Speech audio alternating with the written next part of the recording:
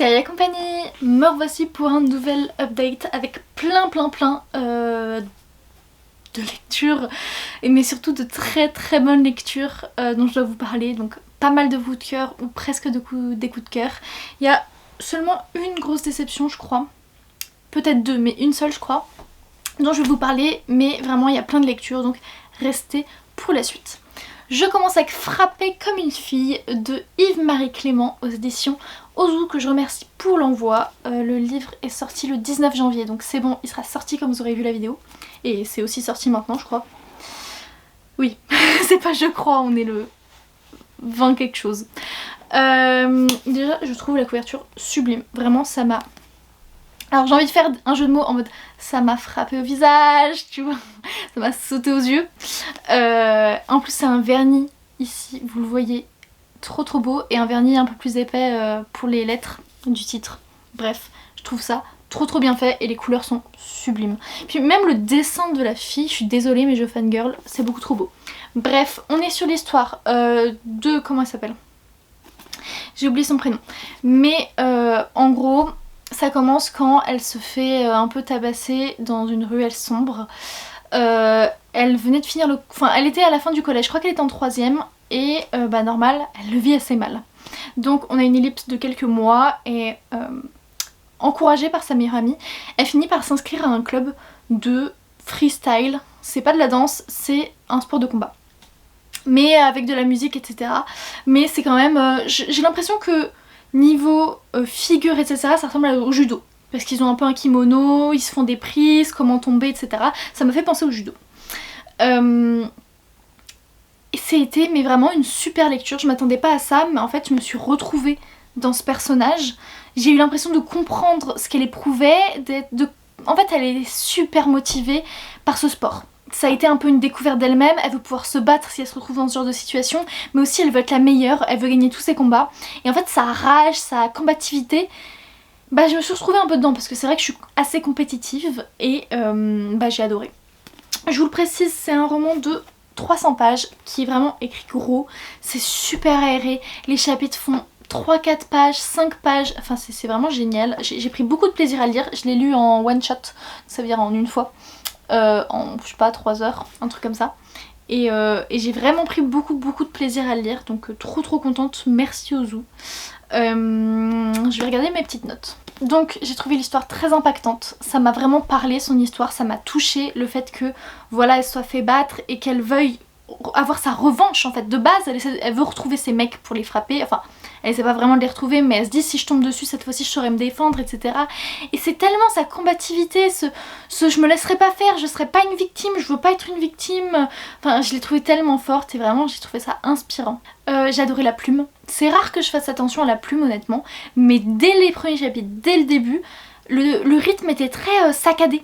C'était des courtes phrases et ça m'a vraiment parlé, et j'ai l'impression que plus ça passait, plus l'héroïne allait mieux et plus les phrases s'allongeaient. Je sais pas si c'est dans le style, c'est fait exprès, mais ça m'a vraiment... pour une fois la plume m'a vraiment parlé. Là j'étais très agréablement surprise. Donc voilà, c'était très agréable à lire par les chapitres courts, le fait que ce soit écrit très gros, le fait que ce soit un livre court, un peu à tout âge, je pense que ça peut se lire parce que c'est assez adolescent, fin jeunesse adolescent, parce que on parle quand même de frapper, de combat, tout ça, donc je dirais à partir de 12-13 ans. Je sais pas s'il y a un âge dessus. Non, je dirais à partir de 11-12-13 ans. Mais à tout âge, vous voyez, moi à 22 ans, j'ai bugué sur mon âge. À 22 ans, ça m'a vraiment beaucoup plu. Et maintenant, je vais le prêter à Clem qui va le lire à son tour. J'enchaîne avec 2 romans qui m'ont marqué. Donc Seul un monstre et Jamais un héros de Vanessa Len aux éditions Lumen. Alors je pensais que c'était une duologie, pas du tout, c'est pas fini. Je sais pas si c'est une trilogie ou pas. Je suis pas sûre que le tome 3 soit sorti en anglais. Mais en tout cas, il n'y a que 2 tomes pour le moment sortis en français, mais c'est pas fini. Moi je pensais que ce serait fini quand je me suis lancée dans le tome 2. Je vais prendre que le tome 1 pour le moment parce que c'est lourd. C'est l'histoire. Ah, l'histoire je la trouve tellement originale. Et je crois que je vous l'ai raconté dans une vidéo que j'ai filmée il y a pas longtemps, donc vous la verrez plus tard. On suit Joanne. Je sais pas comment elle prononce ça, désolée. Il lui arrive un truc trop bizarre. Elle allait à un date avec le mec qui travaille au musée avec elle, musée d'archéologie, quelque chose comme ça. Il travaille au même musée qu'elle et le courant est bien passé. Ils vont à leur premier date, sauf qu'en fait, elle bouscule un peu un homme, un vieillard ou quelque chose comme ça, et elle fait un bond.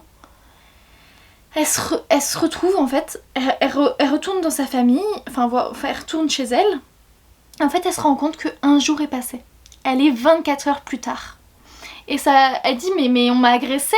Et sa grand-mère, elle lui fait non ma chérie, c'est toi qui l'as agressée. Et oui, parce que Johan, je sais pas comment ça se prononce, c'est un monstre. Sauf qu'elle le savait pas. Toute sa famille, ce sont des monstres. Il y a 12 familles comme ça, 12 lignées. Elle en fait partie et en fait ces 12 lignées elles ont un pouvoir commun. Quand elles mettent la main dans la nuque d'humains, elles leur volent du temps, des jours, et le nombre de temps qu'ils ont volé à ces humains, ils peuvent les cumuler entre eux, ils peuvent sauter dans le temps, que ce soit passé ou futur. Et elle en fait elle a volé la dernière journée de vie à cet homme qui est mort, et donc elle a fait un bond de 24 heures dans le futur. Donc elle apprend ça, elle est en mode what the hell, je ne comprends pas. On apprend également que chacune des lignées a un autre pouvoir qui leur est propre. Et donc cette fille-là, je crois qu'elle retourne au musée et en fait le manoir se fait attaquer et tous les monstres qui étaient présents se font tuer. Sa famille rejoint la fille, sa famille se fait tuer également et le tueur, le chasseur de monstres n'est autre que le garçon qu'elle devait voir en date. Lui est surpris qu'elle soit un monstre. Elle est surprise d'être un monstre et qu'il y a un chasseur de monstres qui vient de tuer toute sa famille. Et en fait, il y a un autre rescapé qui est le fils ou petit-fils d'une autre lignée, mais où c'est un peu... où ils se détestent les deux lignées, elle et la lignée de lui. Et en fait, ils décident de faire équipe tous les deux en s'échappant.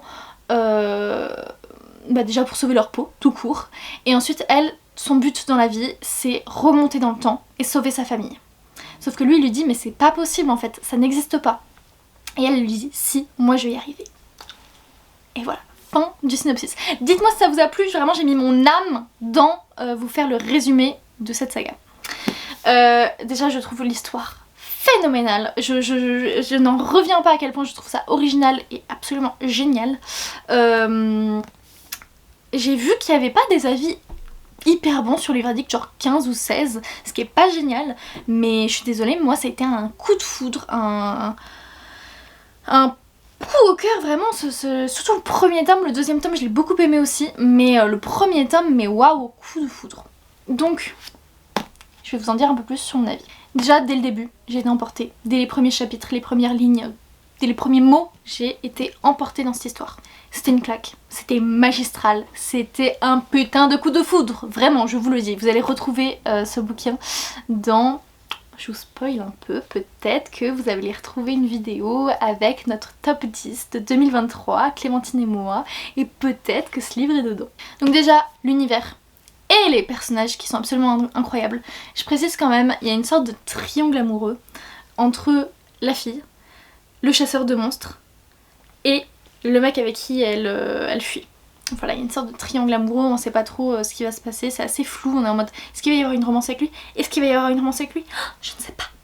Voilà. Je suis pas très triangle amoureux, mais il est quand même assez bien fait, je trouve. Bref, les personnages sont géniaux, ils m'ont beaucoup touchée, même les secondaires. La romance est incroyable, elle a su me donner à la fois des frissons et des larmes aux yeux, donc tout simplement incroyable, et j'ai cru que j'allais mourir en attendant d'avoir le tome 2 entre les mains, mais je l'ai eu. Honnêtement, ce deuxième tome, j'ai pas pris de notes, donc je m'en souviens beaucoup moins. Il est beaucoup plus gros hein, quand même. Il fait 650 pages, alors que l'autre il fait 480. Donc grosse briquette, mais c'était presque aussi bien. Vraiment, on a encore plus d'aventures, il se passe plein de choses. Vraiment, c'est cette histoire à laquelle j'accroche tellement que je vous recommande à fond. C'est du young adulte, donc pas de scène érotique. Si vous avez envie de lire de la bonne fantasy, je confonds toujours fantasy et fantastique. Fantasy ou fantastique, je dirais fantasy. Mais juste... Ah non, c'est peut-être du fantastique. Bref, foncez, grosse recommandation. Voilà, dites-moi des nouvelles. Je suis très blanche là, non? J'ai lu La fille de la reine sirène de Tricia Levenseller aux éditions Stardust, donc la maison du Gros-Roman, avec un beau jaspage rouge. C'est un tome 2, donc c'est la fin d'une duologie. Le premier tome c'était la... Non, c'était pas ça. C'était La fille du roi pirate. Oui c'est ça, purée, la fille du roi pirate. J'avais adoré ce premier tome, donc c'est l'histoire d'une nana, attention je veux pas confondre, oui, qui a un objectif, trouver une carte il me semble, et donc elle va faire semblant de se faire capturer. En fait c'est son objectif d'être dans le bateau de ses ennemis. Et donc le frère du capitaine du bateau va la surveiller de près, en mode une cabine qui se partage, on adore. Donc c'est de la romantasy young adulte. Mais d'ailleurs c'est étonnant que ce soit young adulte je trouve. Mais bon il y avait peut-être pas de scène érotique, mais il me semblait que c'était assez quand même sensuel un peu. Mais il y a peut-être pas de scène érotique. Donc elle son objectif c'est d'avoir quelque chose. Eux c'est je sais plus ce qu'ils veulent mais en bref ils la retiennent captive. Et c'était trop bien, j'avais adoré le premier tome et j'ai beaucoup aimé ce second tome également. Il se passe plein de choses, je me souviens plus honnêtement de mon avis en détail. 380 pages, ça se lit très rapidement. J'aime beaucoup les pirates et je trouvais que c'était bien écrit, contrairement à La Reine des Ombres que j'ai eu de la même autrice dans la même maison et que j'ai pas aimé, je trouvais que c'était un peu brouillon. Bah là pour le coup j'ai vraiment kiffé ma race. Je trouvais ça trop bien, la romance, oh my god, j'adore la romance parce qu'en plus c'est un peu genre trahison et tout. Ouais, je me souviens là dans le tome 2, cette romance était géniale. Donc voilà, j'ai beaucoup aimé cette petite duologie pareil de la fille du roi pirate, la fille de la reine sirène et je vous recommande à fond. Bon allez, parce qu'il faut bien vous parler d'une déception et après je retournerai sur des coups de cœur. Je vais vous parler d'Avant la tempête de Camilla Simon aux éditions Addictive. Et là, ça en fut une déception parce que je trouve la couverture magnifique. Vraiment c'est un travail, en fait le cœur, on dirait un nuage, je le trouve mais super joli. Mais j'ai été très déçue. Alors on se retrouve... Ouais bon en fait c'est une romance basique avec une fille qui va habiter chez son père et lui il est remarié, le fils du coup de la femme avec qui il est, donc son demi-frère, cohabitation, romance, stepbrother, tout ça.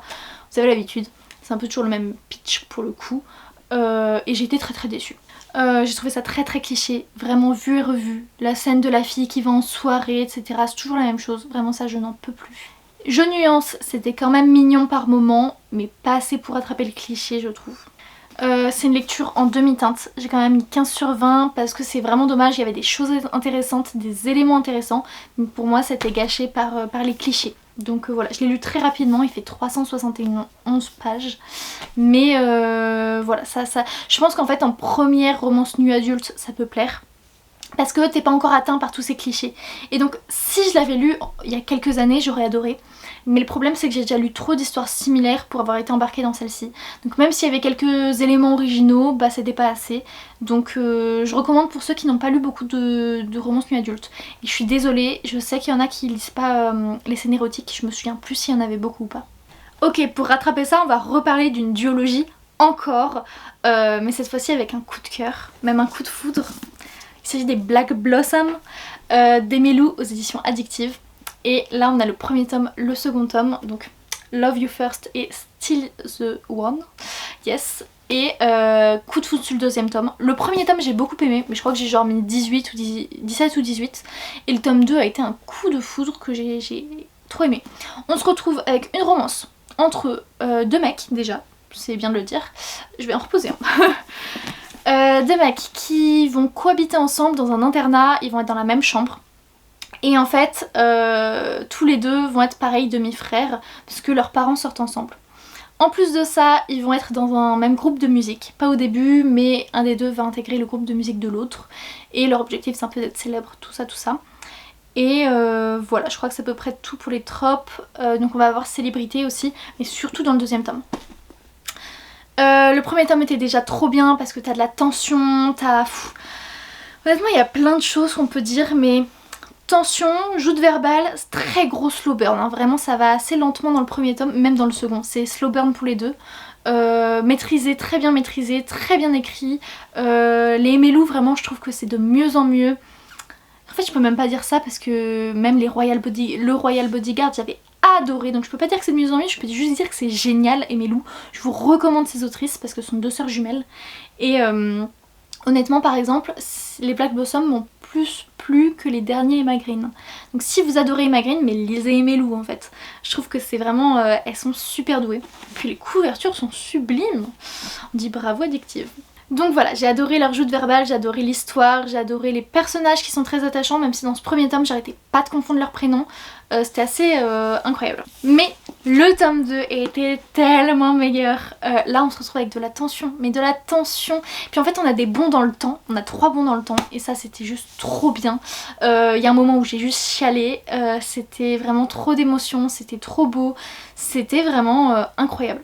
Il y a pas de scène érotique dans celui-ci je crois, ou peut-être genre une scène de préliminaire. Et dans celui-ci il y a 1 ou 2 scènes érotiques. Même si je veux pas dire que les préliminaires ne sont pas des scènes érotiques, mais vous m'avez compris, généralement ça va pas jusqu'au bout, donc voilà, bref. Bref, je vous recommande à fond les Black Blossom si vous aimez la romance, si vous aimez lire des MM, et si vous avez juste envie d'être subjugué, plongez dans un groupe de musique qui sont absolument incroyables. Et il y a une playlist sur Spotify si ça vous intéresse. J'ai lu Roomies de Christina Loren aux éditions Hugo Roman Poche. Je dois avouer que j'ai...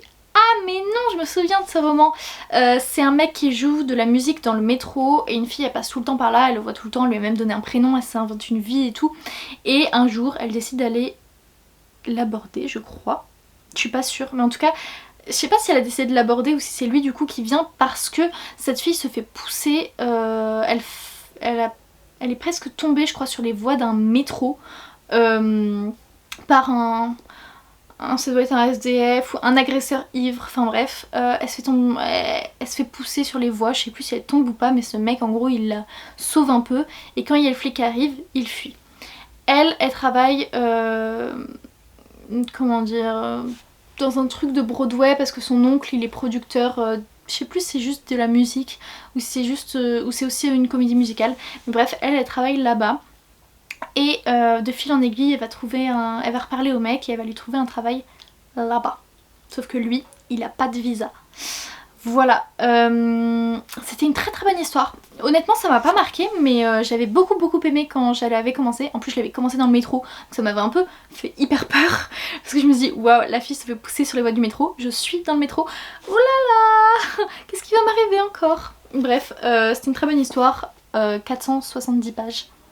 Bonne romance, mais honnêtement m'a pas marqué non plus. Et j'ai pas pris de notes, je suis désolée. Donc voilà, bon Christina Loren parce qu'il y en a quand même que j'ai pas aimé d'elle. D'elle au pluriel. Mais ça c'était quand même une très bonne lecture.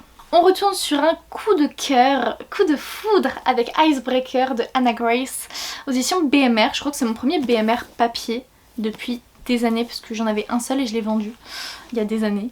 Là on se retrouve sur une romance avec une patineuse artistique et un hockeyeur. Il y a 2 pistes de... genre 2 patinoires normalement, une pour les hockeyeurs et une pour les patineurs artistiques.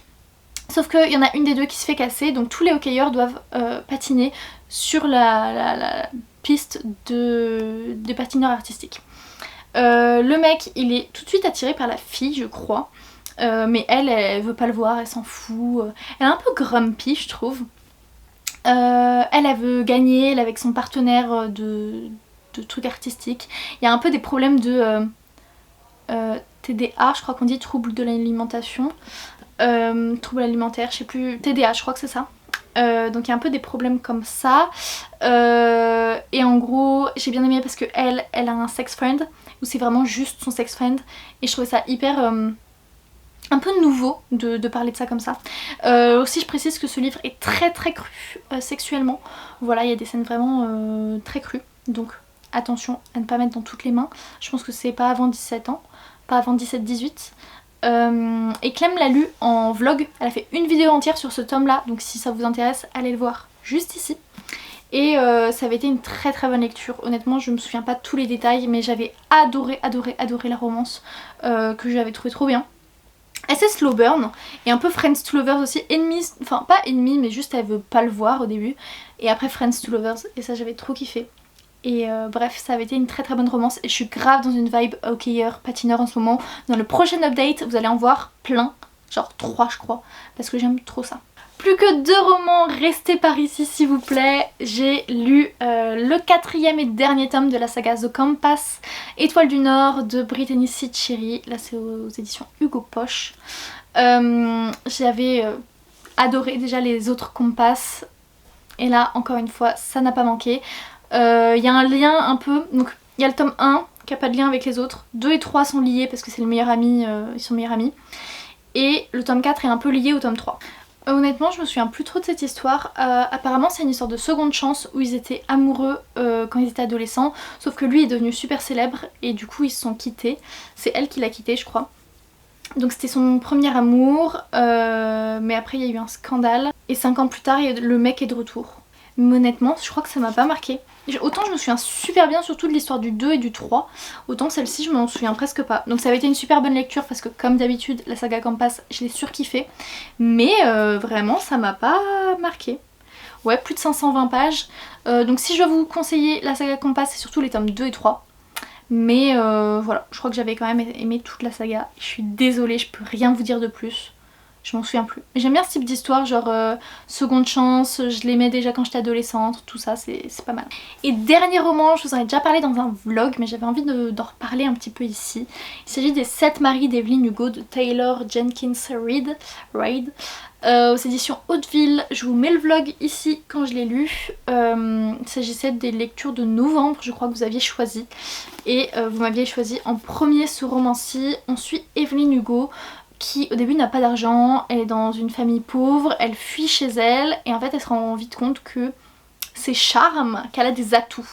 Et en fait elle veut devenir actrice. Donc elle va tout faire pour devenir actrice, aller au bon endroit au bon moment, bref, elle va être l'étoile montante. Et petit à petit, elle va se créer une vie. Et donc on alterne entre la vie d'Evelyn Hugo où on apprend sa jeunesse, qu'est-ce qui lui est arrivé, on traverse mais des années et des années en fait petit à petit pour savoir qu'est-ce qui lui est arrivé, quelle est sa vie. Et on suit une journaliste qui l'interviewe. Et c'est pour ça que du coup on connaît un peu sa vie. Donc elle l'interviewe parce que, bref, je veux pas tout vous gâcher. Même si ça se passe au début, mais en gros, Evelyn Hugo, elle veut bien être interviewée juste par elle. Et on sait pas pourquoi, c'est une des grosses intrigues, pourquoi elle ne veut être, elle qui n'a accordé aucune interview. Elle veut bien être interviewée, mais seulement par cette fille, qui est genre un peu une illustre inconnue. On sait pas pourquoi.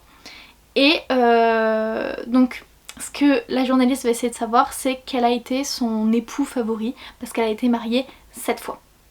Voilà, donc c'est un peu quel est le grand amour d'Evelyn Hugo.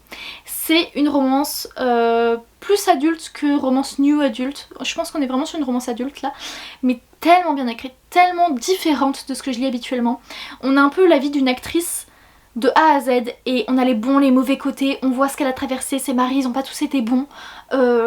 Et c'est toute sa vie qu'on voit et j'ai trouvé ça vraiment incroyable. Ça m'a bouleversée, je l'ai lu quand même assez rapidement parce que je l'ai commencé au Festival New Romance, donc j'avais pas forcément le temps, mais je l'ai juste dévoré. Et ouais, je trouve que l'histoire d'Evelyn Hugo était hyper intéressante. J'avais vu ce livre partout et ça vaut le coup en fait, je comprends pourquoi on l'a vu partout. Je vous le recommande à fond parce que j'ai chialé ma race, j'ai éprouvé tellement d'amour, j'ai juste adoré, enfin le grand amour d'Evelyn Hugo c'était juste tellement marquant. Et c'est pas le titre du roman mais c'est son grand amour qui est la chose la plus marquante. J'ai bien aimé l'intrigue sur pourquoi elle a choisi cette journaliste mais c'était pas mon intrigue préférée honnêtement. J'avais vu sentir quelques trucs, il y en a d'autres j'ai pas du tout vu venir. Donc si vous voulez des pas des cliffhangers mais des retournements de situation, tout ça, là il y en a pas mal. On est sur du bien. Et ouais, juste j'ai trouvé ça trop intéressant cette vie de star. Et je crois qu'il y a une rumeur comme quoi il va être adapté en film. Donc je croise les doigts parce que vraiment ça annonce que du lourd. Voilà, c'était un gros update lecture avec plein de livres. Je suis désolée, je me souviens pas tout, j'ai pas pris des notes sur tout. C'est ma faute. Parfois, souvent quand je lis, j'ai la flemme de prendre des notes. Je finis mes livres à 1 h du matin, je me dis oh je suis fatiguée, je le ferai demain. Bref, je le fais plus et j'oublie. Mais au moins j'ai un peu mes impressions générales, donc c'est au moins ça et puis je peux toujours vous faire les résumés. Donc j'espère que cette vidéo vous aura quand même plu. N'hésitez pas à mettre un commentaire et surtout vous allez mettre un emoji. J'ai pas d'idée. Oh si, un emoji avec genre les caméras et tout qui fasse star pour Evelyn Hugo. Donc voilà, je vous souhaite de joyeuses lectures. Mettez un petit pouce en l'air, un commentaire et je vous dis à bientôt. Ciao!